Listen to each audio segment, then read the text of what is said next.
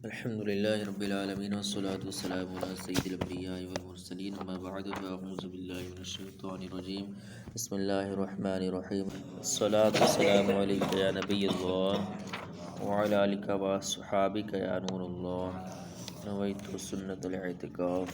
پیارے آقا صلی اللہ تعالیٰ علیہ وآلہ وسلم نے ارشاد فرمایا، جو شخص مجھ پر 10 مرتبہ درود پاک پڑھتا ہے اللہ تبارک و تعالیٰ اس پر 100 رحمتیں نازل فرماتا ہے۔ صلو علی الحبیب صلی اللہ تعالیٰ علی محمد صلی اللہ تعالیٰ علیہ وسلم۔ بسم اللہ الرحمن الرحیم۔ ولولا فضل اللہ علیک ورحمتہ لہمت طائفۃ منہم ان یضلوک وما یضلون الا انفسهم وما یضرونک من شیء وانزل اللہ علیک الکتاب والحکمۃ وعلمک ما لم تکن تعلم وکان فضل اللہ علیک عظیما۔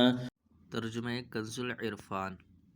اور اے حبیب، اگر تمہارے اوپر اللہ کا فضل اور اس کی رحمت نہ ہوتی تو ان میں ایک گروہ نے آپ کو صحیح فیصلہ کرنے سے ہٹانے کا ارادہ کیا تھا، حالانکہ وہ اپنے آپ ہی کو گمراہ کر رہے تھے اور آپ کا کچھ نہیں بگاڑ سکتے۔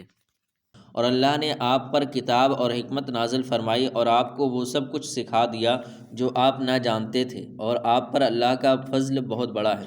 لہمت طائفۃ منہم، ان میں سے ایک گروہ نے ارادہ کیا تھا۔ یہاں سابقہ واقعہ کے اعتبار سے ہی کلام چل رہا ہے، چنانچہ فرمایا گیا کہ اے حبیب صلی اللہ تعالی علیہ وسلم، اللہ عز و جل نے تم پر بڑا فضل فرمایا اور رحمت کی کہ تمہیں نبی معصوم بنایا اور رازوں پر مطلع فرمایا۔ اگر پروردگار عالم نے آپ صلی اللہ علیہ وسلم کو معصوم نہ بنایا ہوتا اور آپ پر تمام علوم ظاہر نہ کر دیے ہوتے تو یہ آپ کو بہکا دیتے۔ یہاں بہکانے سے مراد دھوکہ دے کر غلط فیصلہ کروا لینا ہے۔ وہ لوگ جو آپ صلی اللہ تعالی وسلم کو دھوکہ دینا چاہتے ہیں یہ تو اپنے آپ کو گمراہ کر رہے ہیں، کیونکہ اس کا وبال انہی پر ہے۔ یہ حضور صلی اللہ علیہ وسلم کو دھوکہ نہیں دے سکتے کیونکہ ان کی حفاظت ان کا رب عز و جل فرماتا ہے۔ نیز فرمایا کہ یہ لوگ آپ صلی اللہ تعالی وسلم کا کچھ نہیں بگاڑ سکتے کیونکہ اللہ تعالیٰ نے آپ صلی اللہ تعالی وسلم کو ہمیشہ کے لیے معصوم بنایا ہے۔ وعلمک ما لم تکن تعلم، اور تمہیں وہ سب کچھ سکھا دیا جو تم نہ جانتے تھے۔ یہ آیت مبارکہ حضور صلی اللہ علیہ وسلم کے عظیم مدح پر مشتمل ہے۔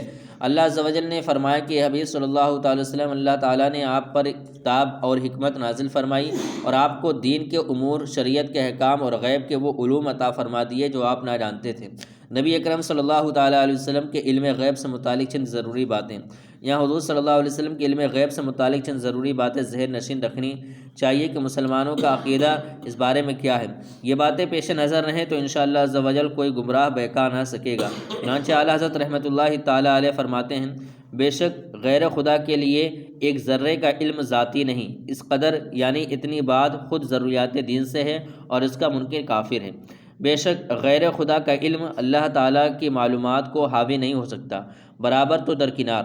تمام اولین و آخرین، انبیاء و مرسلین، ملائکہ مقربین سب کے علوم مل کر علوم الہیہ سے وہ نسبت نہیں رکھ سکتے جو کروڑا کروڑ سمندروں سے ایک ذرے سی بوند کے کروڑویں حصے کو ہے، کہ وہ تمام سمندر اور یہ بوند کا کروڑواں حصہ دونوں متناہی ہیں، یعنی ان کی ایک انتہا ہے، اور متناہی کو متناہی سے نسبت ضروری ہے، جبکہ اللہ تعالیٰ کے علوم و غیر متناہی و در غیر متناہی ہیں، یعنی ان کی کوئی انتہا ہی نہیں۔ اور مخلوق کے علوم اگرچہ عرش و فرش، مشرق مغرب، روز اول تا روز آخر جملہ کائنات کو محیط ہو جائیں پھر بھی متناہی ہیں، کہ عرش و فرش و حدود ہیں، وہ دو حدیں ہیں۔ روز اول اور روز آخر دو حدیں ہیں، اور جو کچھ دو حدوں کے اندر ہو سب متناہی ہے، یعنی لمیٹڈ ہے۔ بالفعل غیر متناہی کا علم تفصیلی مخلوق کو مل ہی نہیں سکتا، تو جملہ علوم خلق کو علم الہی سے اصلاً نسبت ہونی محال قطعی ہے، نہ کہ معاذ اللہ توہم میں مساوات ہے۔ اس پر اجماع ہے کہ اللہ عز و جل کے دیے سے انبیاء اکرام علیہ السلام کو کثیر و وافر غیبوں کا علم ہے۔ یہ بھی ضروریات دین سے ہے، جو اس کا منکر ہو کافر ہے، کہ سرے سے نبوت ہی کا منکر ہے۔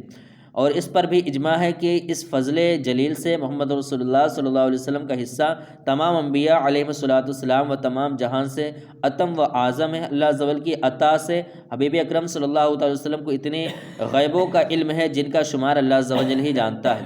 یاد رہے کہ یہاں معلم تکن تعلم سے وہ سب کچھ داخل ہے جو آپ صلی اللہ تعالی علیہ وسلم نہیں جانتے۔ معتبر تفاسیر میں اس کی صراحت موجود ہے، چنانچہ درج ذیل 5 تفاسیر میں اس کا مطالعہ کیا جا سکتا ہے: تفسیر البحر المحیط اور تفسیر طبری، اور اسی طرح نظم الدرر اور زاد المسیر فی علم التفسیر اور روح المعانی۔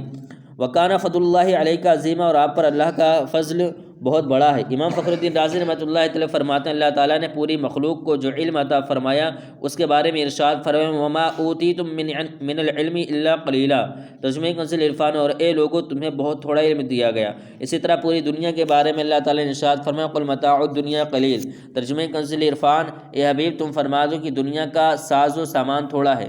تو جس کے سامنے پوری دنیا کا علم اور خود ساری دنیا قلیل ہے، وہ جس کے علم کو عظیم فرما دے اس کی عظمتوں کا اندازہ کون لگا سکتا ہے۔ لا خیر فی کثیر من نجواہم الا من امر بصدقة او معروف او اصلاح بین الناس ومن يفعل ذلك ابتغاء مرضات اللہ فسوف نؤتیہ اجرا عظیما، ترجمہ کنز العرفان۔ ان کے اکثر خفیہ مشوروں میں کوئی بھلائی نہیں ہوتی مگر ان لوگوں کے مشورے میں جو صدقے کا یا نیکی کا یا لوگوں میں باہم صلح کرانے کا مشورہ کریں، اور جو اللہ کی رضامندی تلاش کرنے کے لیے یہ کام کرتا ہے تو اسے ان قریب ہم بڑا ثواب عطا فرمائیں گے۔ لا خیر فی کثیر من نجواہم، ان کے اکثر مشوروں میں کچھ بھلائی نہیں۔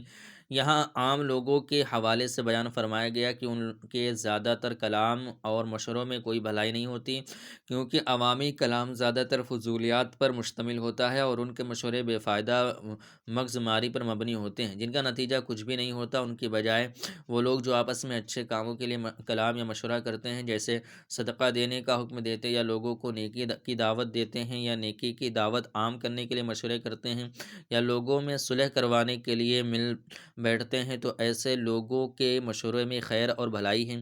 آیت لا خیر فی کثیر من نجواہم کے چند پہلو۔ اس آیت مبارکہ میں اس گروہ کے لیے نصیحت ہے جن کے مشورے فضولیات پر مشتمل ہوتے ہیں یا جو معاذ اللہ گناہ کو پروان چڑھانے کے لیے مشورے کرتے ہیں، جیسے سنیما بنانے، بے حیائی کے سینٹر بنانے، فلمی صنعت کی ترقی کے لیے مشورے کرتے ہیں، یا مشورے صرف خیر سے خالی نہیں بلکہ شر سے بھرپور ہیں۔